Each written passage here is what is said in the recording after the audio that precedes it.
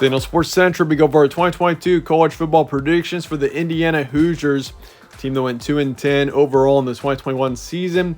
About this team being 2022 and whether or not Indiana's going to bounce back in the 2022 season is what we'll be going over here today. We'll be analyzing this team and predict their schedule game by game in this video, starting out with their team trends.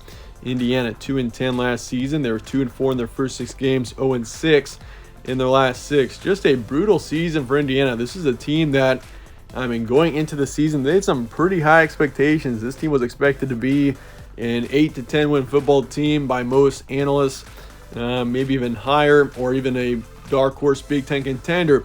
But it was the polar opposite of that. This team going 2-10 was one of, if not, I'd say the biggest surprise of the 2021 season.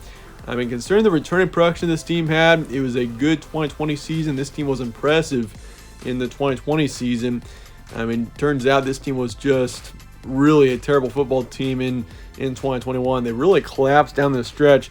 Makes you question whether or not, the coaching was good for this team. Tom Allen, of course, is a coach who is known for, in 2020, this team was, they were pretty good in 2020. 6-2 was the record back then, obviously the COVID season. And Tom Allen was looking like a great coach back then. And even in 2019 was a good season for them. But yeah, 2021 was just a total collapse. But looking at some games from last season, they lost to Iowa in week 1. I think they were ranked in that week 1 matchup. Lost that one 6-34. That was a big disappointment there, but it made Iowa really look good. They beat Idaho the next week 56-14. Kind of made it look like that Iowa game was just a fluke. But indeed, it wasn't a fluke. This team, they beat Western Kentucky a couple of weeks later by 2. And then, of course, if you look down the stretch, this team just collapsed. They lost to Penn State, got shut out there 24-0. Lost to Michigan State by 5, but kept it close at least. They got destroyed by Ohio State, lost to Maryland, got destroyed by Michigan, beat up by Rutgers 3-38. That is obviously not a score that you want to see against Rutgers. And they also lost to Purdue to finish out the season 7-44. So once again, just a really tough season for Indiana. Definitely a very disappointing season for this team. And things are going to be changing going into 2022. Let's look at your roster preview now. Going into next season, Michael Penix, of course, the primary quarterback for this team. They had a few quarterbacks that played a decent amount of time last season. That includes Michael Penix, obviously, as well as Jack Tuttle and Donovan McCulley. And Michael Penix was the primary quarterback, and just a terrible season for him when he played. 900 yards, 4 touchdowns, 7 picks, and a 54% completion rate. Just terrible stats out of Michael Penix after what looked like he had a good 2020 season, looked pretty good in 2020. Even 2019, when he was first coming on the scene, he looked excellent. But just really, 2021 was a very big disappointment out of him. He was expected to be a pretty good quarterback, potentially one of the top in the Big Ten, but it was the complete opposite of that. You do bring in former Missouri quarterback, Connor Bazelak, who definitely, he's a good quarterback. He's got some experience with Mizzou, and even though he wasn't outstanding, he certainly brings some potential to this team. You also return Jack Tuttle and Donovan McCulley, so you got both of them coming back, even though both quarterbacks were definitely not impressive last season. If you look at both of their stats, they both had just right around 400 yards. Jack Tuttle had 2 touchdowns over 5 picks, and his completion rate was 52%. Meanwhile, McCulley's completion rate when he played was 43%, which is absolutely terrible. So for Indiana, the quarterback situation is obviously very notable, and Connor Bazelak definitely looks like the favorite to win that starting position going into next season. Stephen Carr, top in the backfield, is gone, who definitely had, he was a talented player, putting up nearly 700 yards and 7 touchdowns last year. So you lose him. You do also lose Davian Irvin Poindexter, your second in the backfield from last season. You lose your top in receiving, tight end Peyton Hendershot, as well as Ty Freifogel. So you lose your top 2 in the receiving core, and you lose your top 3 because Miles Marshall is transferring out, even though it would have been huge if he could have stayed because he actually played pretty well last season.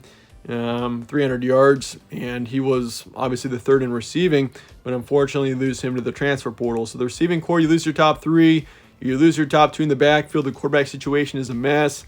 Even though Bazelak definitely, I mean, he shows potential. I don't think Connor Bazelak is bound for a big breakout season because, I mean, we've seen him play already a decent amount. I mean, he's been the starter for Missouri in 2020 and 2021 now. And even though he's been good in both seasons, he really hasn't been great. So, I mean, he's a good quarterback, but I just don't see him leading this team to an outstanding season. He also has 2 on the offensive line, 2 defensive linemen, 1 linebacker, and 1 in the secondary. So you lose a few starters on the defense, but nothing too insane. But it brings up the question, how high is the ceiling for the Hoosiers going into next season? Obviously, with a disappointing 2021 season in the background and with multiple changes yet again and a lot of question marks going into next season, I mean, the ceiling, there's potential here for this team to get to a bowl game. Potentially, I'd say 7 to 8 wins is probably their ceiling going into next season. I'll just say that right away just because, I mean, there's multiple changes on this team. They're kind of going back into a rebuilding phase. This team was built for a great 2021 season. Didn't happen. So now you're losing your older players from there, plus obviously a couple of the transfers. So certainly it's an interesting situation for Indiana going into next season. But looking at your transfer portal and recruiting now going into next season, you also lose a few of your key players to the transfer portal, even though you do bring in some potential starters as well from different schools. You lose Jaron Handy, edge rusher, as well as Jawan Burgess, a safety. We bring in Anderson Kobe, a receiver from Tennessee. Brylan Lanier, defensive back, is coming in from Alabama. And, of course, Connor Bazelak, mentioned before, the quarterback coming in from Missouri. You lose James Miller, linebacker, to South Alabama. Reese Taylor, defensive back, is off to Purdue. And J.H. Tevis, edge rusher, is coming in from Cal. Otherwise, Cameron Williams, linebacker, using the transfer portal. Michael Penix is off to Washington. And then, of course, Jared Casey, linebacker, coming in from Kentucky.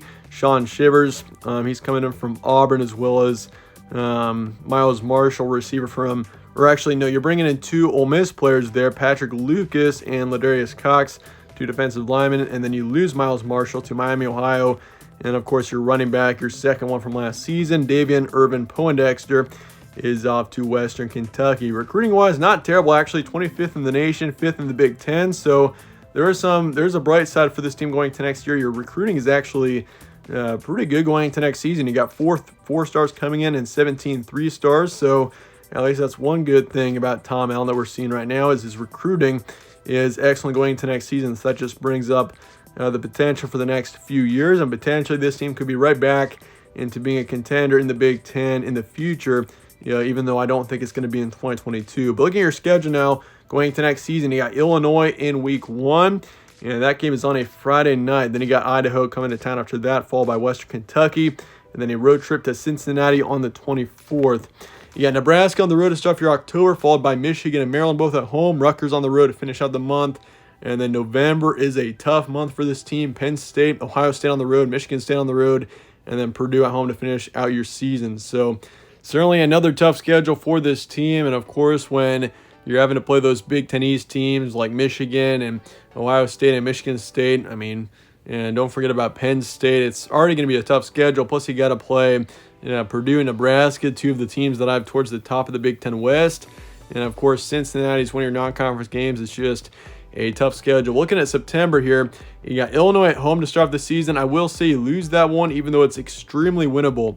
I think Illinois next season is a pretty beatable team for Indiana, but I mean, going into week 1 on a Friday night when your team is going to be pretty young and pretty inexperienced with each other going to next season, I do think you lose that one there. But you beat Idaho the next week by a few touchdowns. So you get a good win there, and you beat Western Kentucky in a close one. So both kind of similar to how the matchups were last season when you played Idaho and Western Kentucky. But then you lose to Cincinnati on the road. Pretty confident in that one. Even though Cincinnati next season I don't think will be quite as good as they were in 2021. So you're 2-2 heading into October. You got Nebraska on the road. You drop that one. You also lose to Michigan. I mean, Nebraska on the road, tough place to play. Plus the Huskers, I do think.